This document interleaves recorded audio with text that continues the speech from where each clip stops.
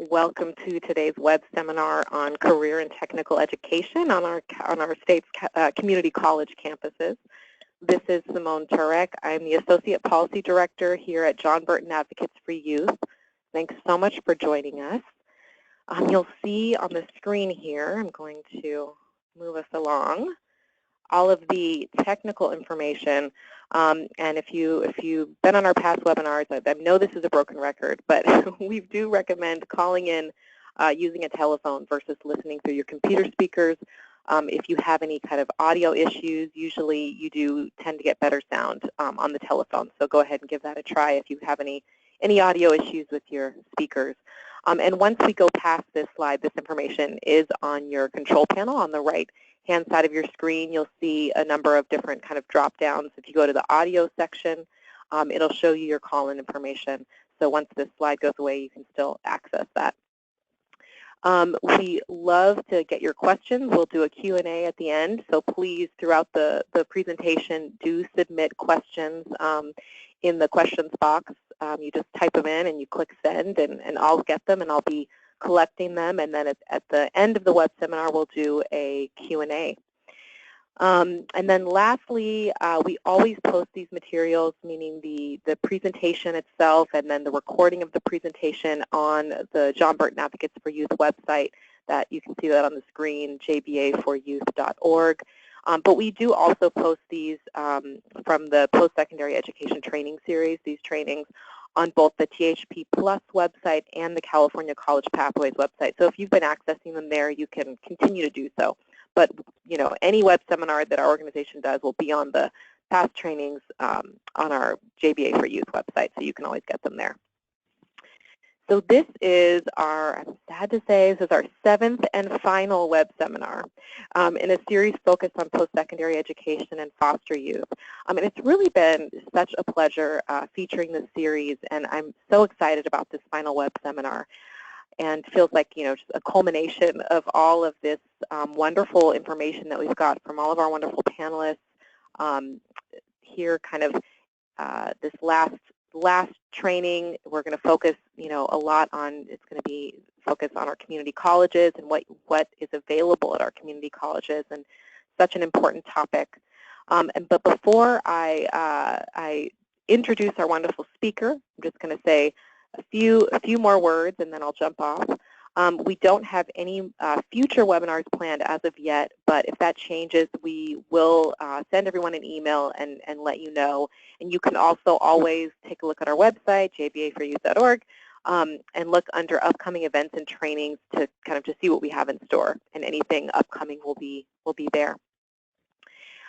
So move along here. So if you're just joining us today, we are going to talk about career and technical education, or CTE, on our state's community college campuses. But why are we spending an entire webinar on CTE? Someone might ask. When you look at the data on the screen there, little pie chart, you'll see that of the current and former foster youth in college in California, the large majority are on our community college campuses, 86% in fact. And just for some background, because some of you might be asking, where are you getting these numbers from? Where is this data from? The community college number came from the CalPass Plus data system. The CSU number came from a survey that John Burton Advocates for Youth conducted, and then the UC number came from UC's tracking of those youth who self-identified on the application as a foster youth. So, first and foremost, it's important that as foster youth supporters, advocates, caretakers, service providers, anyone who works with this population, kind of to know what's available to students on community college campuses, other than just, the option to transfer to a 4-year, and other than the option to kind of, dabble around and take classes here and there and kind of see what your interests are and see where you land. There are many other things you can do as well. And there's kind of something for everybody. And, that addresses some concerns people have. People ask, can this particular youth I'm working with succeed in college-level courses? Or does this youth have the luxury of being a college student when they have 2 children? Or they have, other pressing needs that they feel they need to hold a job down for, or is it realistic for this young person to go and take 4 years or longer to get a degree? And these are questions that youth ask. These are questions that people ask working with youth, and they're valid questions that to ask yourself or to ask. But when it comes to this conversation, I think we all have to really remember that the definition of college has broadened. And college doesn't have to be a 4-year degree as the end game. So for a youth who is saying, I want to work, I'm interested in a career, and I'm not interested in spending several years in college, we have to hear them and hear what they're telling us. And community college can be a short-term pathway to work, which is what you'll learn in this presentation, and to not just to work, but to a career. And so the bottom line, I think, is really when we say, what's best for current and former foster youth, the real question is what's best for this particular human being that's standing in front of me and that I'm working with this very moment. And everyone has different needs, interests, skills, different paths. And so we want to make sure that those who work with foster youth, current and former foster youth, or youth in general, know about this very important path that might be very ideal for many of the youth we work with. So I've asked Lynell Wiggins to present today to help all of us who work with current and former foster youth understand what career technical education, or CTE, really is. I'm thrilled to introduce Lynell to all of you. He is wonderful. He is a strong workforce technical assistance provider for the Chancellor's Office. He is also a CTE counselor at Pasadena City College, so he wears many hats, I think. And today we'll just refer to him as the CTE guru. And before and before I turn the presentation over to Lynell, I just want to remind everyone to submit questions throughout the webinar. We will compile them for the Q&A at the end. And then just to answer this question up front, because we do always get it, yes, we will be posting the presentation on our website, as I mentioned before, along with the recording. And yes, we will send out a copy to people who registered for this webinar later today. So now I am going to say no more. I'm going to turn the presentation over to Lynell. Lynell, thanks so much for joining us today and for sharing all of this information. Oh, you're very welcome. I count this a pleasure to be able to share with those that are advocates for foster youth. And I think what I have prepared for you, I hope, will give you a little bit of a perspective of what I've been able to see occurring in the community college over the last, say, 7 to 10 years. Oddly enough, sometimes it looks as though change isn't occurring. And with the populations that you guys serve, being a constant presence in your students' lives is important. So we want to ensure that you have accurate information, but that there's depth of content to be able to offer students to make some of these decisions that they're making about their future. I'm going to shut up now because I think I'd like you to see this introductory video, and my hope is that it will speak for itself about what we're considering the rebranding of CTE in California.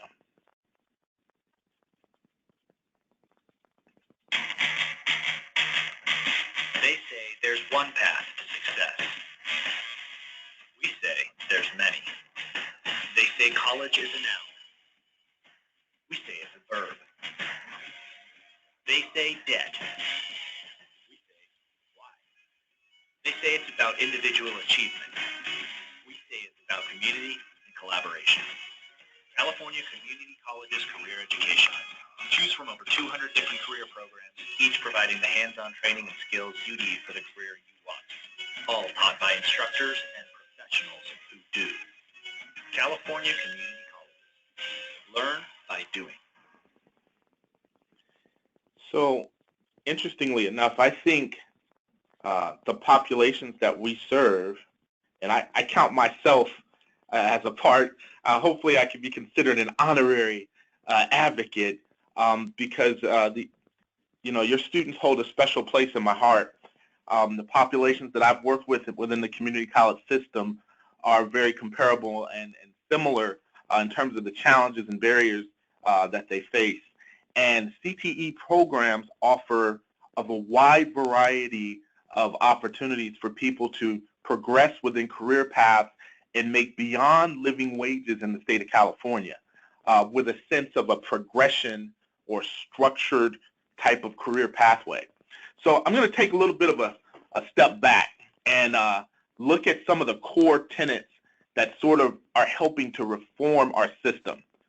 We're going through massive reform right now, and the Student Success Act is really at the center of this work.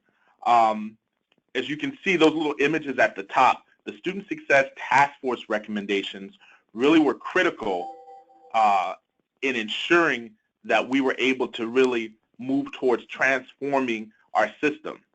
And some of the core topics that I want to address, they deal with how we advise students in our system. So we're going to talk a little bit about this idea of a just-in-time versus a just-in-case matriculation strategy and what that means. And then ultimately, we'll look at a suite of services that are coming down through our system to help us prepare students for success and reaching outcomes that we've yet to see happen on a comprehensive basis in our system. So this diagram identifies the 6 success factors that were proposed by Darla Cooper out of the RP group research. She's the research and evaluation director at the RP group, and they are really the core tenets of what we see as helping people be successful and persist within a higher education setting. A few of them, to give you an idea of what they look like, they focus on things like helping students be directed, helping to ensure they have a goal and know how to achieve it, that they're focused, they feel a sense of nurturance. Many of these same concepts I think that you guys offer to your students in a captured cohort type of setting or in transitional housing or programs that you might offer. Having this sense of connection, feeling like they're part of the college community, that they're engaged in their co-curricular as well as curricular components. And CTE programs, by and large, they create a great deal of connection for students and a high level of value where you feel as though you can see an immediate sense of gratification and knowing that I'm building these skill sets that are going to be valued within the regional economy in which I live and work, hope to work. So the last component is having this sense of feeling valued, that student skills and talents, abilities, and experiences are recognized, and that ultimately they have opportunities to contribute while they're on campus, and they feel a sense of appreciation. So it's building this sense of community and helping people to really connect to this broader goal of work readiness and preparation, as well as being able to engage in a work-based learning sort of construct. So back during the Student Success Task Force, this is probably around 2007 to 2010, multiple stakeholders came together under the Board of Governors of the California Community Colleges, the Academic Senate, etc., and they looked at the challenges we were facing in our system and developed, upgraded our matriculation process, and it became the Seymour-Campbell Student Success Act of 2012. Now, I highlighted a couple of components within the description here, and I want you to see that our aim, this primary reform initiative, is aimed at improving the educational outcomes of students and better preparing them for the workforce needed for California's changing economy, and that we were going to do so through helping people achieve in the area of earning degrees, certificates, a sense of career advancement, or transferring to a four-year institution. The community college has sort of a primary threefold mission, and it's embodied in those components as well as building your basic skills unto whatever your ultimate educational objective is. So if the Student Success Act of 2012 were a sculptor, I envision that primary reform initiative as kind of like a sculptor. And all these different initiatives that we engaged in, some are called like the Common Assessment Initiative, the Basic Skills Initiative, what we call an associate degree with a guarantee, the Strong Workforce Program. These are all tools that better allow the sculptor to kind of carve and cut through the marble to help realize the potential of that particular individual. And so what we're doing in the community college system with CTE is pretty much cleaning it up, doing what matters for jobs and the economy. Our ultimate goal is to help increase the number of programs, pathways, credentials, third-party credentials that align with business and industry. So we're trying to increase the quantity of CTE and the quality of our CTE programs on our campuses. All of this has to be done within the scope of labor market demand, the supply and demand of jobs and workforce opportunities within our various communities. So if you take a look at California's job openings by educational level, there are 1.9 million job openings that will require some college or an associate's degree. And the reality is we're trying to help people prepare for these middle-skilled jobs where you're making upwards of $50,000 a year in an entry-level position.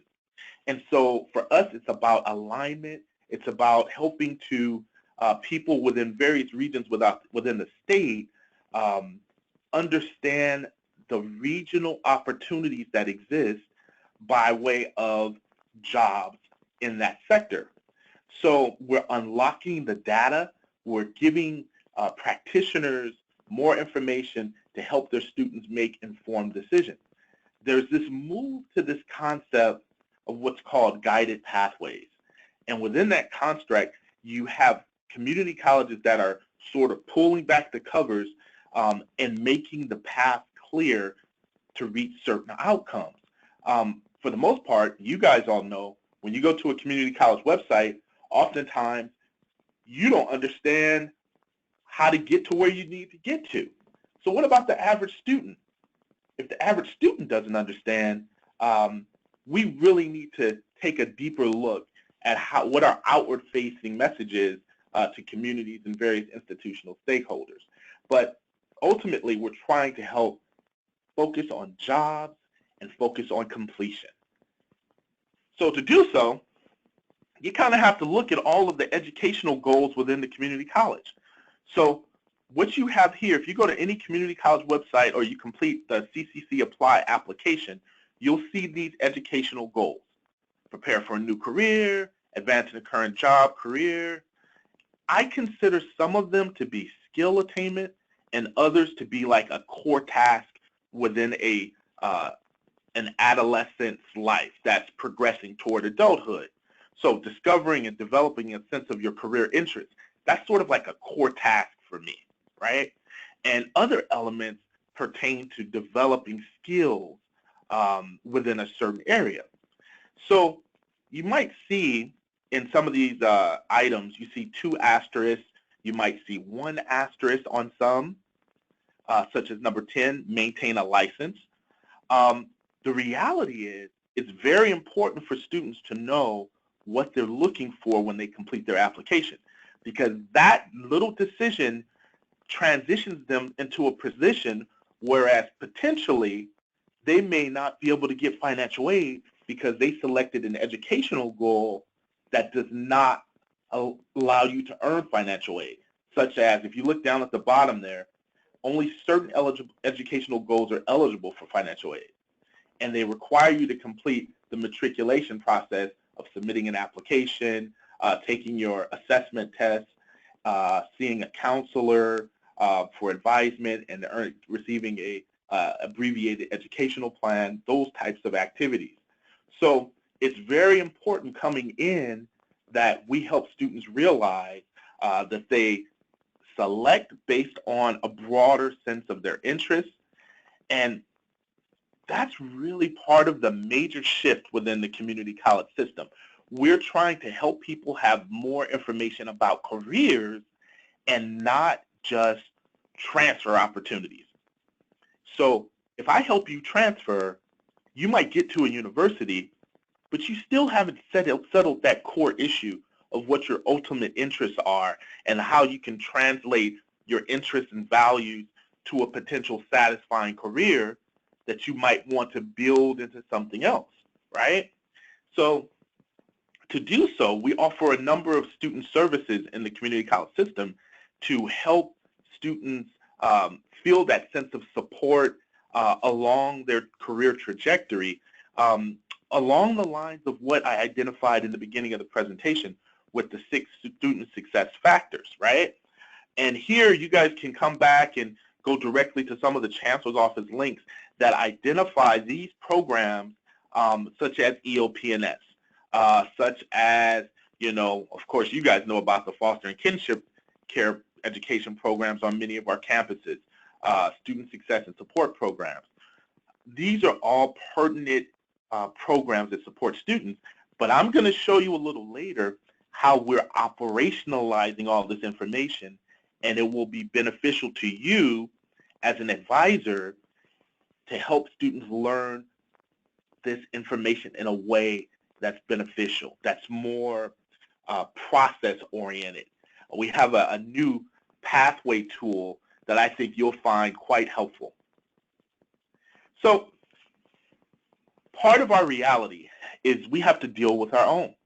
Counselors and student services professionals, we will require sort of a reboot to placing transfer, this focus on transfer in its proper context so that we can increase individual sub-baccalaureate credential attainment. What does that mean? Below a bachelor's degree, but at least you've earned a certificate or an associate's degree, maybe a bachelor's. Ultimately, that's our goal. But you might have to start in a place upon which you're starting to develop the skill sets that you will be able to translate into a potential career that has laddered opportunities to higher valued positions and earning capability based on you increasing your skill sets. So we also have to do a better job of aligning our curriculum with high school. You guys see things like AB 288 with dual enrollment. We're trying to basically be collaborative and even work with our America's Job Career Centers and the workforce development boards in our local communities, because the interesting thing is that the community college does not have job placement as one of its core missions. However, the state legislature and the governor have basically said, if you want to continue receiving these resources, this $200 million that we're infusing into the Strong Workforce Program, then you need to figure out a way to get people into high-value jobs. And so that's what we're doing. There needs to be a sense in which we're advising people along this idea that they're preparing for a living wage job.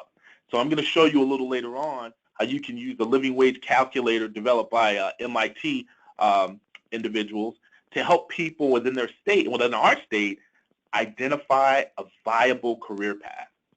And then last but not least, there's this sense in which flipping the college decision-making paradigm will help adolescents transition toward an adult decision-making paradigm, an adult decision-making framework. I think it'll make a little bit more sense as we go a little further into this. So who are we talking about? We're talking about millennials, right? They account for 37% of our workforce. Each year we're losing $219 million from high young adult unemployment, mainly due to lost tax revenue. So if you think about it, our state is suffering from that component. We need more people to be able to get into jobs and be able to contribute through the tax base. Young Californians, they're unemployed at a much higher rate. 17.6% compared to 4.9%. And this is in relation to, if you think about our Latino and African American population. So our students are struggling. And I know there's a very high percentage of Latinos and African Americans in the foster care system. Our students within this population of millennials, they have a negative savings rate of 2%. And then they're fighting this reality that the cost of college has exploded. On average, we're talking people are in $33,000 worth of debt. So these students are seeing this and they're making the assessment that, are there other options for me? So part of what I'm proposing in our work with students is that we teach them to have this career stratagem, that we as pathway guides need to help people utilize something to overcome these drastic statistics. So this concept of a stratagem, how is it defined? An artifice or a trick in war for deceiving and outwitting the enemy.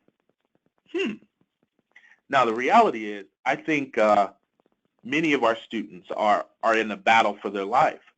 And we have to teach them how to utilize the data capabilities to be able to make decisions. So the data tools, understanding where the jobs are in their local region, and how do I scaffold a set of supports to help me be successful in college?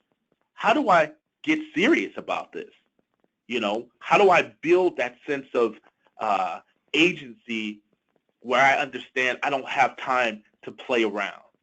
I think it's really important that we start to help to shift the preparation model.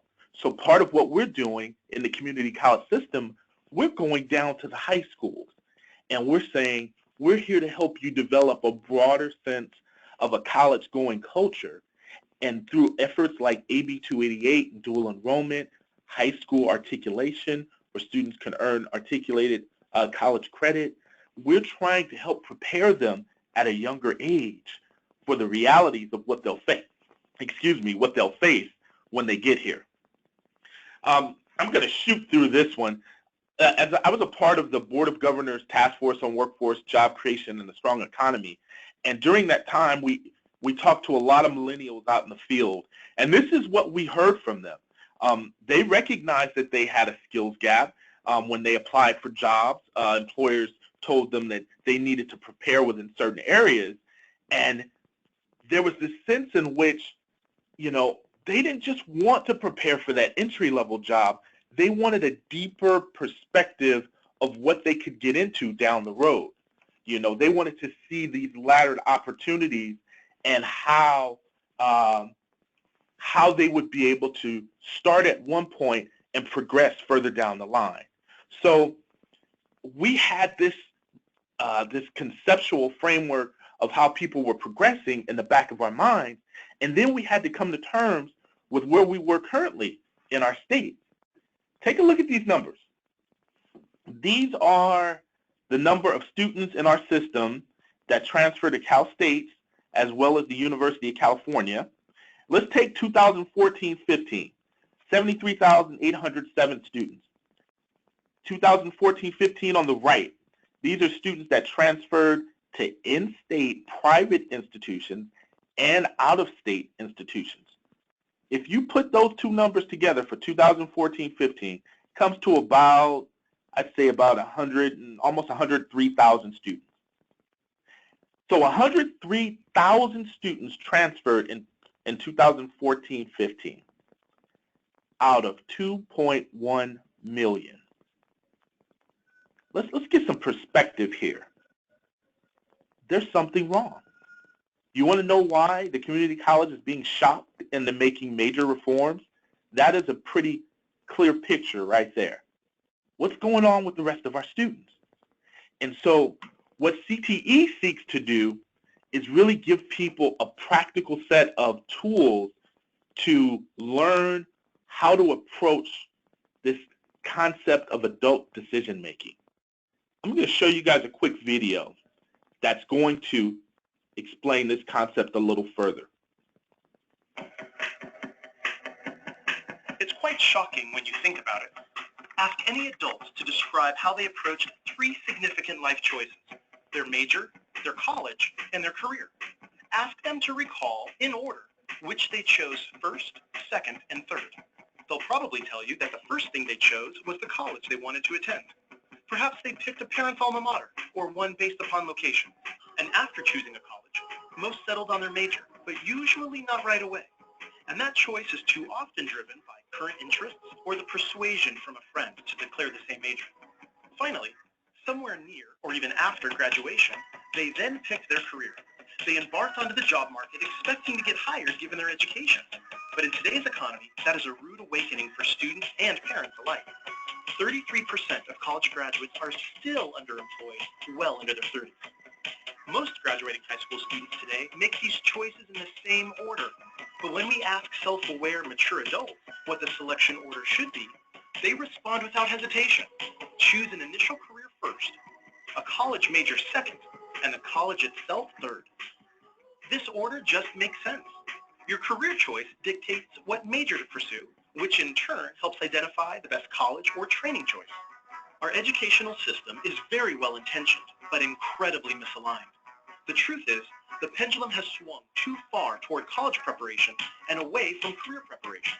We encourage a college-going culture even as early as elementary school, with university pendants decorating second-grade classrooms, and an exorbitant amount of time in high school is spent on college application essays and the FAFSA. At some point in recent history, we have transitioned from asking the more important question of what do you want to be when you grow up, to now asking where are you going to college? The problem isn't that we need more students to attend college. The problem is most are not finishing. Enrollments in colleges and universities have reached an all-time high, but over 45% of students who enter are not completing their degree. Often, this is because they are juggling too much. They discover they picked the wrong major or attended the wrong institution, or they don't see the connection between their classes and the job market. In fact, for most college dropouts, they simply lose interest. For every young person in America, whatever their background, one of the essential purposes of schooling should be to help them develop the knowledge and skills needed to search for and obtain work that they find satisfying. But instead, when students finally make it into a college classroom, most arrive without any career direction or idea of what they want to get out of their collegiate education. They amass an insane amount of student debt, taking classes that have little application to their future goals, and far too often with no credential to show for their efforts. By comparison, the Swiss education model uses a nationwide system that matches high school students with training, jobs, and education, which keeps their older teenagers engaged. The Swiss have made learning to work and learning about work central to their education system. Many 16-year-olds in Switzerland already have secured apprenticeships embedded within their schooling, and all this has resulted in a youth unemployment rate below 4%. In fact, education works differently throughout the rest of the developed world. At the end of the day, about 40% of Americans earn a college degree, similar to other countries. But the difference is how many students make an attempt but drop out, costing students and taxpayers billions. America today college completion rate in the developed world, but research shows that students who enter college with an informed declared major are far more likely to take the right classes and graduate by double than those who wander through the maze of educational choices. This simple flip of the college decision-making paradigm is the first step in how every student in America should approach their education. Students are more likely to complete their post-secondary education or training if they enter college with 3 things. First, a carefully considered career path. Second, an informed major or affordable training program that match their career and life goals. And third, a unique skills-based education plan that facilitates successful entry into the job market. That's impossible, you say? It's not, as over 150 high schools across the country are discovering as they help their students get focused in the 9th grade and then stay focused in the 10th, 11th, and 12th grade. With this focused effort, they'll graduate from high school with a 10-year career and life plan that is the blueprint to developing the skills to be employable in a highly competitive global workforce. For the sake of our students, our families, and our country, we can't afford to get it backwards any longer. It is time to flip the college decision-making paradigm and help students understand the most direct route to a self-sufficient future.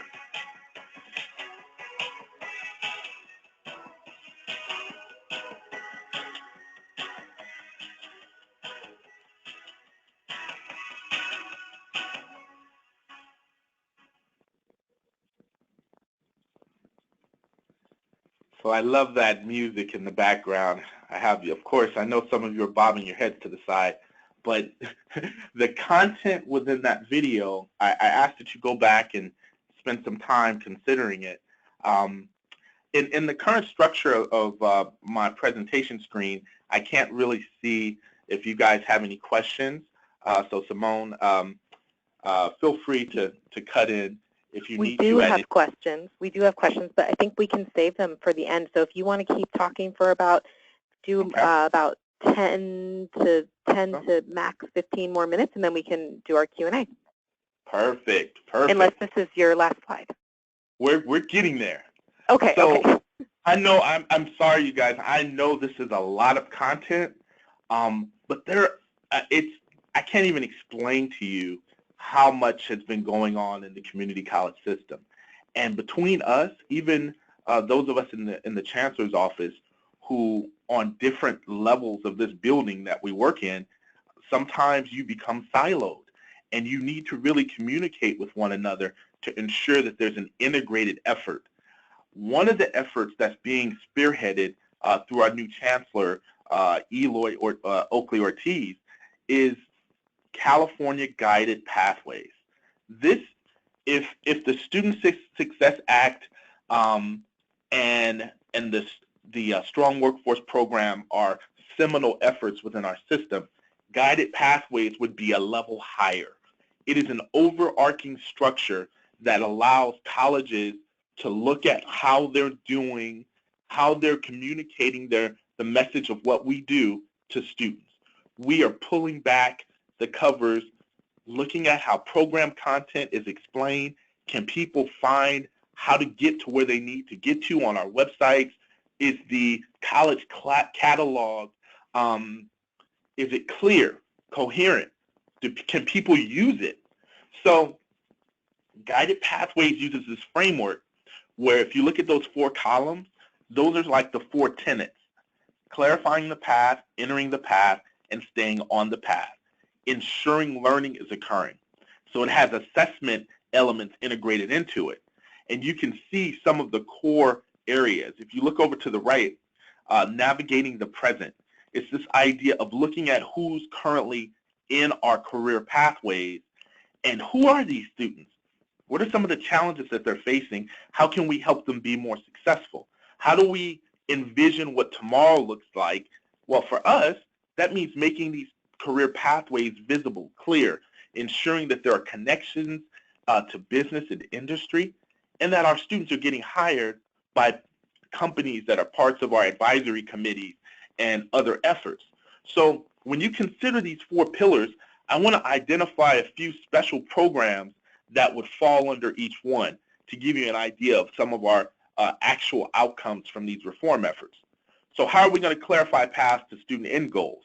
Well, the Strong Workforce Program is broken down in such a way that we're focusing on helping people begin their career search with the end in mind, okay? So it's this idea of looking at what you can obtain from this particular career path and backwards mapping to the appropriate credentials and skill sets that are going to help you get into that particular pathway. You're asking what training and credentials and jobs can I access along the way. I might gain a certain type of credential or certificate, step out and start working, and then maybe I realize I want something else and have to return to school. We're trying to commit people to this concept of lifelong learning, because at the rate of change of today, we know that our students and people within our nation are going to have to continue to prepare for the skills needs of tomorrow. And as we attempt to build this highly skilled and knowledgeable workforce, we're bringing business and industry to the table. And I think that is the one thing about the community college system that allows us to be nimble and unique in our program offerings. And for me, it's really what I hope students will kind of connect with, this idea that we're bringing people to the table who are the ones who will be hiring you. So you need to listen up and understand that we want you to focus on these skill sets because they're being validated by business and industry. So ultimately, the question becomes, what do students want to know? These are some of the core questions that came out of the Community College Research Center. Students want to know what they need to take, how much it will cost, can I earn financial aid for that program, will my credits transfer, right? I'm sure you guys have a host of additional questions that we probably can throw in there. But this is like a core set of basic advising questions. That program that was mentioned, Get Focused, Stay Focused, the Strong Workforce Program is committing funds to all of the 11 regions in California. And we're trying to get high schools to take on this new program where we're helping to build students' career concept over the course of their time in high school. And it's been fantastic in different regions. I have some great videos that I could share with you through like YouTube links, and you can see how the culture of high schools is being changed as students develop a greater sense of what they have to offer the world of work. So, second pillar, entering the path. We're broadening and enhancing the career exploration capabilities of counselors. There's a lot of professional development. We're focusing on how students actually enter our particular programs. How are they being onboarded? Do they have representatives like you that are helping them make these connections? And if that's the case, we need to be connecting with people like you to ensure that you have the fullest knowledge of the community college offerings in your area. Here's one of those new tools that I told you guys about, cccmypath.org. This will be a statewide portal where you can go here and learn everything there is to know about the community college system. It starts with helping students identify a potential career path and connect the potential program to the actual community college within their area. You can explore how much you can earn, the knowledge, skills, and abilities for those particular careers. You can learn about financial aid here. So as you see the link at the top, you can go there now and begin to learn more about those particular opportunities. So this is like a basic community college splash page where all the things you need to know about the community college you can find, and they're accessible right there. Here's a link that once you click the Career Explorer component on the last page, it brings you to this, Career Coach. This is a handy tool that I recommend all of you get comfortable with because you can backwards map from a career to a community college program in your area, or you can search from a community college program to an actual career that gives you real-time data from MZ, Economic Modeling Specialist. And this is the content that we use to make decisions about to utilize for labor market demand within our region. So this is an excellent tool. Here to Career. This is a mobile app that students can utilize and learn more about the programs that exist within the community college system. You can download it right now on your Apple or Mac platform or a PC platform, Google Android platform, and just get familiar with it and start to maybe share it with your students as they seek opportunities to explore community college programs. I love this one. Salary Surfer is a component that allows you to search any certificate or associate degree program in the community college system. You can find out what are the average earnings of individuals 2 years before they started in the community college, 2 years after they completed a particular program, certificate, or associate's degree, and then 5 years after that program has been completed. You get an idea of their average earnings. Now, we don't know exactly what job they're in, but we do know from our unemployment insurance data file which tends to lag about 2 years, you can help students at least get a sense of what people are earning with these particular types of credentials. I think that's pretty cool as an advisor to have access to this type of information. So only a few more slides.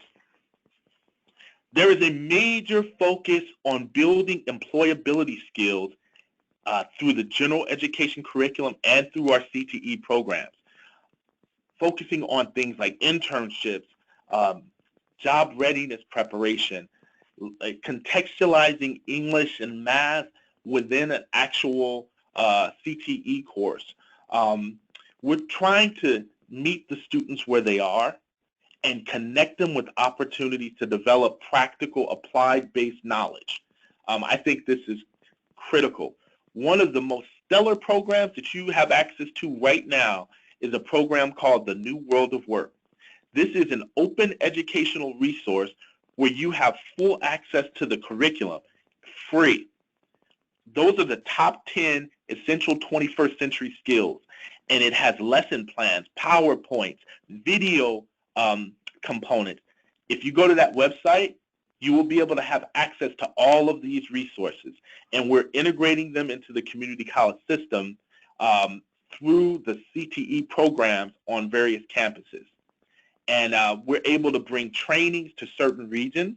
So if you connected to with your community college, you could actually attend. And quiet is kept, Apple has just picked up 8. They're offering 8 job trainings related to this content for people who work in their, I don't know, what do they call those, their Mac stores or whatever. They're utilizing this training. So think about the opportunity for your students to get trained within the information technology area and embed these core employability skills inside. So thank you guys for your time. It's been a pleasure. Look forward to any questions that you may have. And thank you. Sure. Sorry, Lionel, didn't mean to interrupt you. No, I'm done. You have something else? Okay. Well, thank you so much for all of that information. That was just, that was great. And people are definitely, we have questions. I especially just want to highlight the tools at the end. Just, I mean, people who are looking for tools to, when they sit down with youth and have that conversation about, you know, what's your plan? What are you wanting to be doing in the next, you know, tomorrow, in a week, in 6 months, in a year, in 5 years, kind of that conversation. I think those tools are extremely helpful. I definitely think the Salary Surfer, I played around with that, is a great tool because, you know, one of the first questions people ask is, well, how much money is that going to make? You know, you do want to know that. You want to be informed going in. So I'm so glad that you shared those. And like I said, we will send out the presentation so you can all click on those links, get that information from the presentation so that you have it when you're sitting down with a young person or looking through it yourself. I mean, I don't know. I started thinking like, maybe some of the people on this webinar, they might be now considering a career change after your presentation. No, I'm just kidding.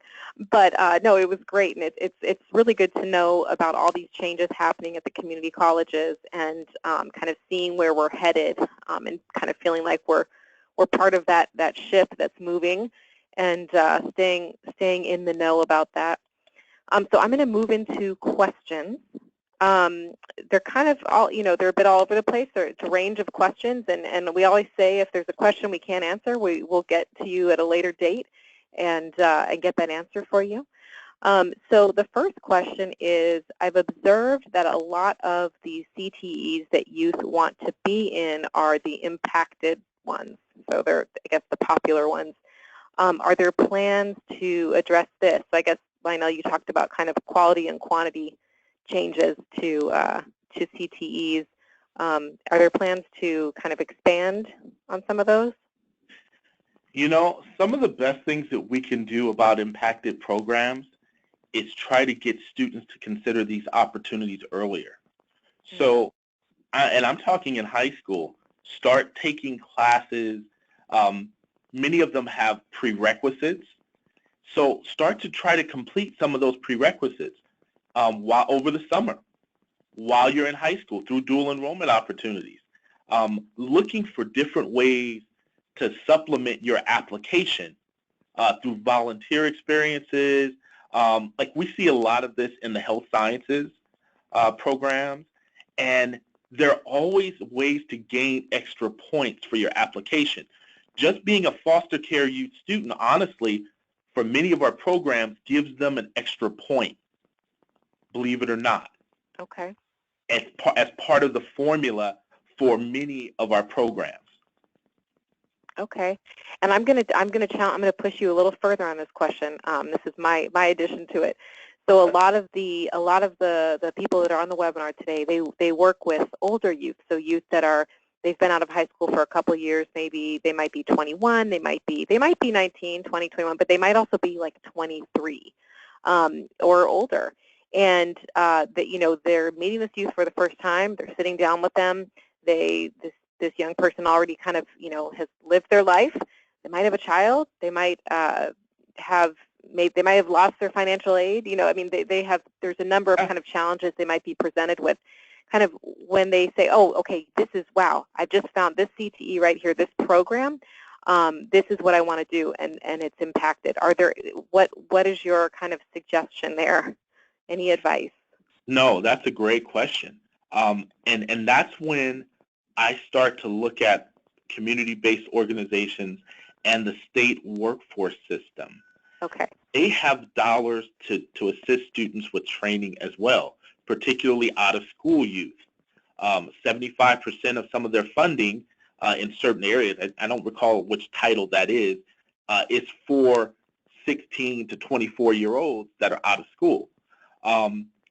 And it can pay for their entire academic program, even without financial aid. Give them bus passes or train passes, pay for their parking, and that can all be accessed through America's Job and Career Centers, America's Job Centers of California. But honestly, the thing that what I do is I say, based on what you're doing now, many of them will have a job, but it's not even peripherally close to what they might want to do. My hope is to try to get them something close to the career path that they would like to get into. So we start looking for what are skill sets that we can build to make you attractive to a potential employer that gives you a snippet of the industry you'd like to get into.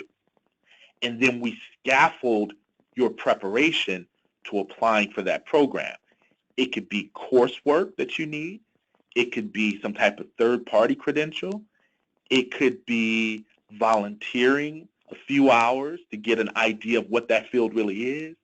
It could be just networking, knowing the right person at your community college campus that could maybe write a letter of recommendation for you that helps you get into a particular program.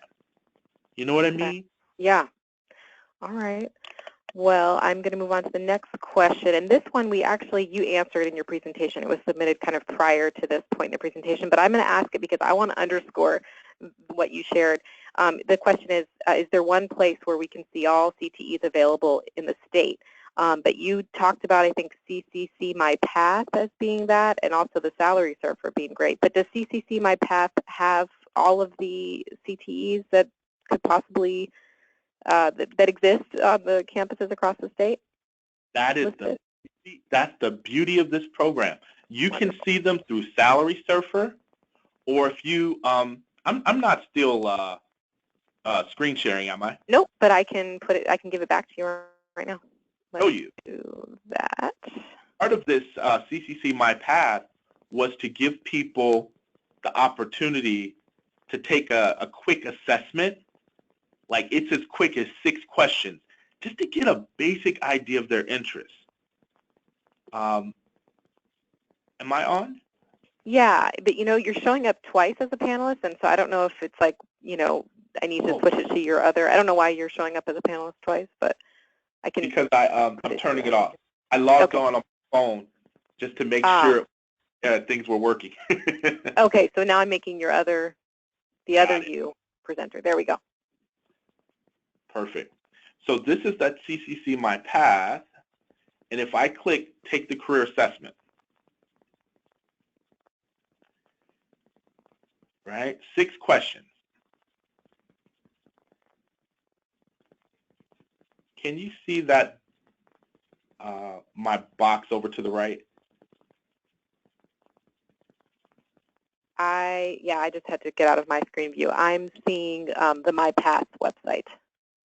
I see. I have my pop-up blocker on. Let's try this again. Come on, we can do it.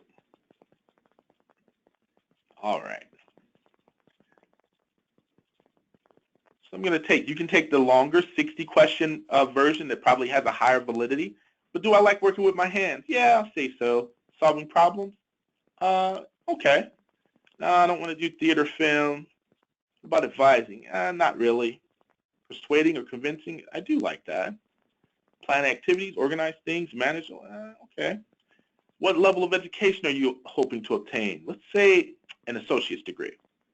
So it gives you a reset code, enterprising, conventional, investigative. And careers are organized by this 3-letter code. It gives you your top career matches by industry sector. So this one says information technology. I have 100% match for networking systems, law, public safety, corrections, and security. I'm going to try that. And then it gives you pathways. Let's do law enforcement services, 88% match. Interesting. Some additional opportunities. Transit and railroad police. Let's take a look at that. Average 72,000. New workers start around 46,000. Highly experienced workers can make 108,000. I can see all of the associate degree programs or certificate programs by programs through our MIS system. But what if I said I live in Los Angeles? It's going to give me only those community colleges in that area. So we can narrow down in one location and then go directly to that college to investigate that program.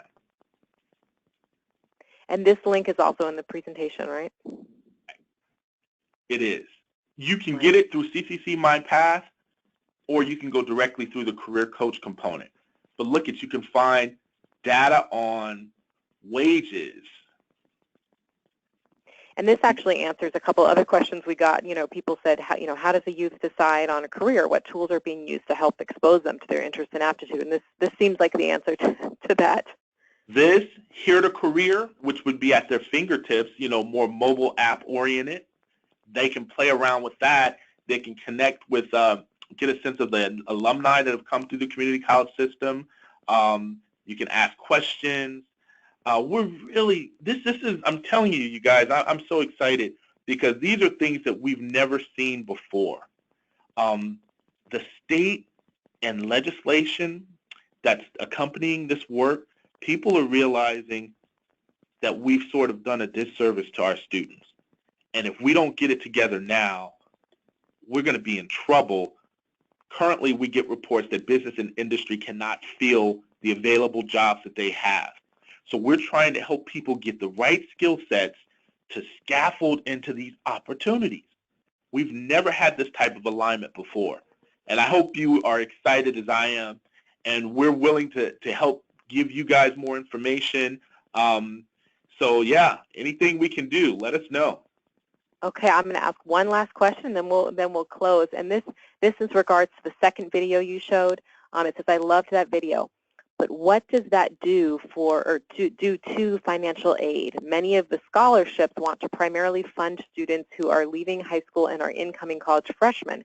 Should we begin to advocate for scholarships to be considered at any age? And I think this person, because that video is referring to kind of starting earlier and doing more prep in high school, and you talked about, in Switzerland, there's apprenticeships, and I think this person's referring to, should there be scholarships for maybe, for people earlier on? I'm guessing that's what this person is referring to. High school students do not pay for California Community College classes. We are also looking at opportunities to offer financial aid while you're still in high school. That is currently, I believe it's an assembly bill. I don't know which one. It may even have already been approved. So they're looking at ways to support students at earlier ages. So if it takes you 6 years in the community college system to complete college-level English and math, we need to start earlier. I think that's the recognition. So if it takes them, within 3 years in high school and 3 years at the community college, we just cut down on the total amount of time for them to reach a milestone of completion while they're in community college. All right. Well, that is good to hear. And someone's saying that they're having difficulty finding cccmypath.org. Is that, I think what you have on the screen, is that, I just want to make sure that we have the correct link on the screen there. I'm assuming it is because you clicked directly from your PowerPoint, right? It right here. I'll go back. Okay. We can always double check it and then send it out. www.cccmypath.org. All right. So then we'll assume that works, and the person who sent that, sometimes you have to do the www. They just had input the cccmypath.org, so make sure you try it with the www. Sometimes it makes a difference. But I think with that we will close. And Lionel, I want to just really extend our gratitude to you. This was a really just a wealth of information, and the tools are going to be so valuable for people to use themselves and to help their youth kind of explore and play around with. So thanks so much. No, thank you. We really appreciate what you guys do, and sometimes, those of us in the helping professions, it can be a thankless job. And I just want you to know, stick with it. We appreciate your efforts and for what you're doing for our most underserved students. I greatly appreciate you and say thank you. Thanks, Lionel. That was very nice of you, and it's very true. It can be a very thankless job, and so I also extend that to all of the direct service providers on the webinar. Thank you, and thanks, Lionel, for acknowledging. All right, everyone, have a great rest of the day.